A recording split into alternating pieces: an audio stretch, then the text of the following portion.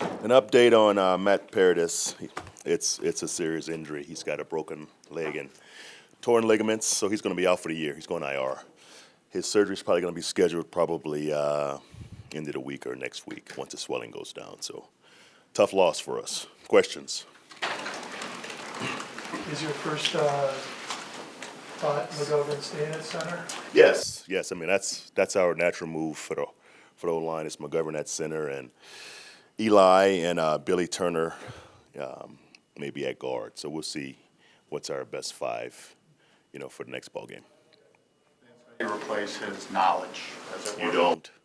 You don't. So we have to get to the bye week. It's perfect timing to kind of get to the bye week and kind of figure out, what he knows and what he's good at. Because Matt's like a coach on the field, so you can't replace that. I mean, he is brilliant in protections and those things. So you won't replace Matt's football IQ or his play, but we have to adjust to do what's best for the players that's going to play in his place. More on cases played in the line. Absolutely. He has to identify the mics more, and the protection calls and adjustments goes through case. Probably most of them go through case now.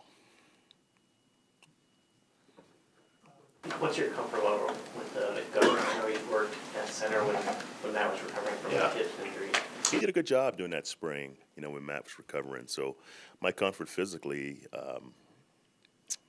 he's fine. It's just the mental part of being a center in this league it's different. I mean, it's like being a quarterback, So that part he has to obviously study and get ready to conquer that part of it. Obviously, you want Connor to take that responsibility, but does that put more on Case's plate as being the quarterback of the offensive line now? Absolutely, it does. I mean, he has to make the protection calls and identify the mic on pass plays, and even in the running game, finding the mic and finding the double teams and who we climb into on the second level. Absolutely. So it will fall to Case, but obviously Connor's a smart guy, so he'll pick it up as we go along. There's been a lot of discussion today, last night about time management issues at the end of each half. And the challenges haven't gone your way most of the time. I mean, is there a way you can get together with your analytics team or whoever's up on the headset and say, guys, we gotta get better at this? Well, I think the challenges are, what we see in replay. I mean, that's pretty simple. And if it's a close call and a play that matters, we challenge it. Like yesterday, we thought the guy didn't finish the catch. If you watch it in football speed, he didn't. But you slow it down tick by tick, I guess he did. So I mean, it goes to New York and they decide what's good and what's not. So, but I have no problem with how we challenge plays. I mean, sometimes you do it because you have to, because it's a huge play, and you're probably not going to win it, but it's just you're taking a shot because it's a huge play in the series. So I have no issues with that. As far as time management, I mean, it was 2 incidents after you're talking about the one before half. That's totally on me. I was chasing points. We got off to a slow start. We had one first down in the first, I think, quarter and a half. So I was chasing points, Mike, honestly. It was a kick that B-Max made before, for us. It was a long one, obviously. We're getting the ball back in the second half, so I thought take a chance. That's strictly on me. It didn't work out, so obviously it wasn't a good decision at all. At the end of the game, I'm very comfortable with that. We converted a 4th and 1 and a 4th and 8 to dig out of a hole. We got 2 penalties in that drive. So we converted those 2 4th downs, and we made a play to get into the high red zone. Our field goal line was the 35-yard line. Okay, the ball got to the 33. So at that point, yardage-wise, we were good. Okay, obviously with that pass rush, I wasn't going to drop back again and allow Clowney and Merciless and Watt to hit the quarterback, and the ball's on the turf, and now we lose the game. So in my thought process was, we have the yardage we need. Okay, let's try to pop a run and get 5 or 6 more yards and kick the field goal and win the game. Okay, but I wasn't going to expose our quarterback and our O-line to that pass rush one more time. And now if they make a play, now we're all idiots, right? So I think it's easy Monday morning to say that wasn't right, but I'm very comfortable with that. Very comfortable with that. Back to the line then, not wanting to go back where you Right. throw a holding or a The sack. line was 35, okay? In terms of the O-line, not wanting a penalty or a sack or just Penalty, a sack or a sack fumble, something, right? We've got the yards we need to win the football game, so why even chance going backwards? Why even chance a tip ball? Okay, let's go win the game. Okay, here's the line, 35. We're inside of the line. Let's run the ball. Hopefully we can pop it. We didn't pop it. We lost a yard. So nice. Let's kick the ball and move on. So that was my thought process, and I'm very comfortable with that.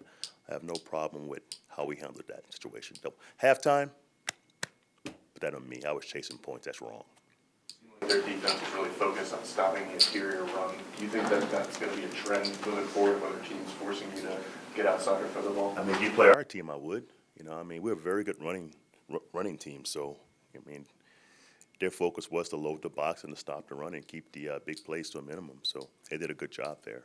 But I thought Case played one of his best games as far as completing balls with pressure in his face. And after the first quarter and a half, you know, we started moving the ball a little bit in the pass game. That helped open the running game a little bit.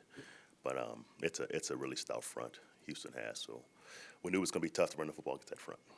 The defense, I think you guys allowed only one play, 20 yards or more. What was the difference in your mind? I think defensively, the last 3 weeks, Nikki, we've played good defense, stopping the run and keeping the big plays to a minimum. So nothing different, you know. We're just playing good, solid defense, stopping and running and playing coverage in the back end. It's what we've done here for a long time. So I'm not surprised that we've played decent in the last 3 weeks.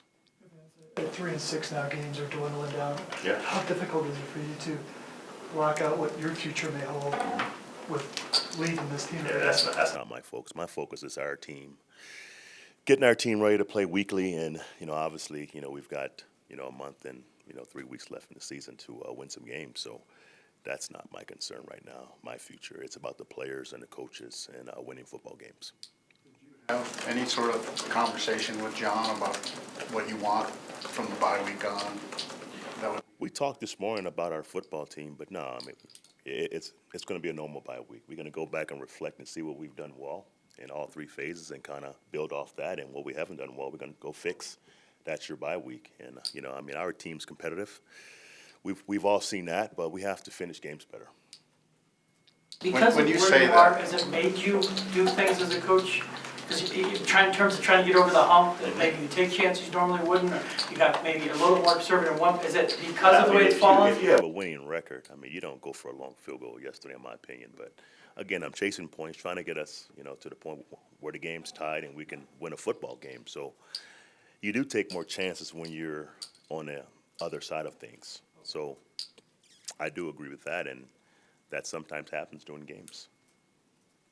What's the status of Jordan Taylor? Is he going to stay on PAP for the rest of the season? We'll see. He's being evaluated. Time's obviously ticking on him. He had a couple good days last week, a couple bad days. So we'll see how he feels today. On Sutton's first performance without DT on the roster, he had a big gain on a shallow cross. You'd like to see him get more involved with some different reps. Yeah, he made some plays for us. Obviously, playing more downs now, he has to get in better football shape. He got a little tired yesterday, so that comes with being the main guy.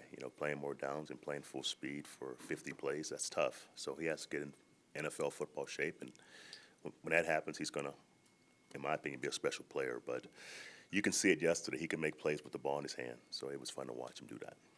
Craven's play? So, Yeah, he played.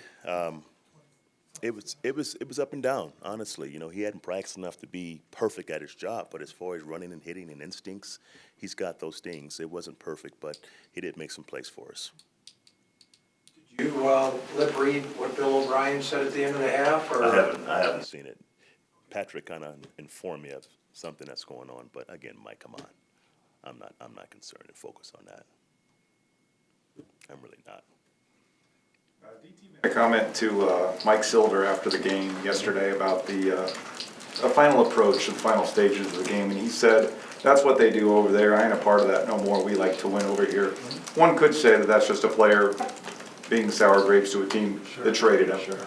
Or do you fear that that is a prevailing thought that's inside that locker room, considering DT and how many people look up to him?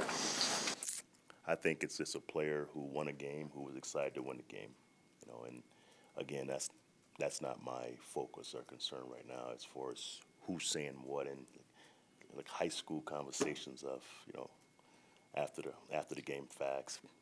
We can't be concerned about that. That's a winning football team. They won the game. So good for them, but I can't be concerned about that. he say, she say stuff. The last one, Cecil? After the game, Coach, both Vaughn and Case talked about sticking together and really listening to your message. Do you get that feel from the locker room, and did you admire their stick-to-itiveness as a group? Absolutely, I do, and that started during the spring and during training camp, right? That doesn't happen during the season, you know. So the culture we build in here, that's been long in the works. Okay, so you know, to watch our guys work each week and to be so positive and to compete every Sunday, that's part of who they are. That's part of the culture now. So I don't perceive it changing. The guys are going to go back to work next week and try to win a football game. That won't change. Thank you very much. Thank you, guys.